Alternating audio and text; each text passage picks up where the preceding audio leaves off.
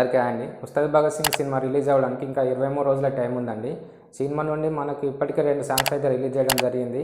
ఇంకా రిలీజ్ అవ్వాల్సిన సాంగ్స్ ఉన్నాయి. అదేవిధంగా టీజర్ కానీ వేరే ఎలాంటి యాక్షన్ గ్లిమ్స్ కానీ ఇంతవరకు కూడా ఏది రిలీజ్ చేయలేదు మనకి.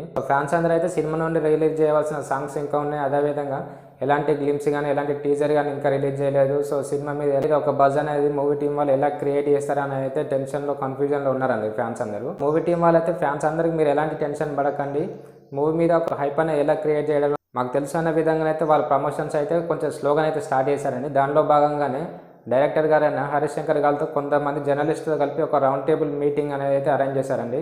సో దానికి సంబంధించిన వీడియో అయితే మనకు నేను యూట్యూబ్లో రిలీజ్ చేయడం అయితే జరిగింది. సో ఆ ఇంటర్వ్యూ వీడియోలో హరీష్ శంకర్ గారు అయితే సినిమాకి సంబంధించిన చాలా విషయాలు అయితే చెప్పడం జరిగిందండి.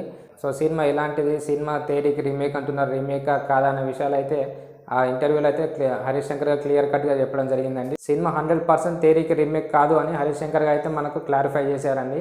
సినిమా అయితే పక్కా ఒక కొత్త స్టోరీతో తీయడం జరిగిందని హరీష్ శంకర్ గారు మనకు క్లారిటీగా చెప్పేశారు.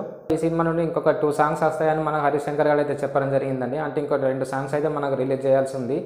ఆ ఇంటర్వ్యూలో ఒక జర్నలిస్ట్ గారు అయితే ఒక పోస్టర్ని చూపెట్టుకుంటూ హరీష్ శంకర్ గారిని, సార్ ఈ పోస్టర్లో కళ్యాణ్ గారు ఒక 10-20 సంవత్సరాలు వెనుకకెళ్ళినట్టున్నారు, ఈ పోస్టర్ ఓన్లీ సాంగ్కి సంబంధించిన లేదా ఒక యాక్షన్ సీన్కి సంబంధించిందా అని ఒక క్వశ్చన్ అయితే అడగడం జరిగిందండి.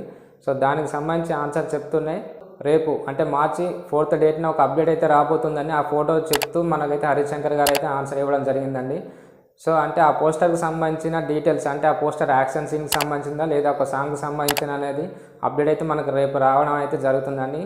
సోషల్ మీడియాలో ముఖ్యంగా ట్విట్టర్లో అయితే ఒక న్యూస్ అయితే బాగా స్ప్రెడ్ అవుతుందండి. అదేంటంటే రేపు సినిమాకి సంబంధించిన గ్లిమ్స్ అయితే రిలీజ్ చేస్తున్నట్టు అయితే ఒక న్యూస్ అయితే బాగా వైరల్ అవుతుందండి. సో హరీష్ శంకర్ గారు ఆ పోస్టర్ని చూసుకుంటే చెప్పిన అప్డేట్ అయితే ఇదే అయి ఉంటుందండి.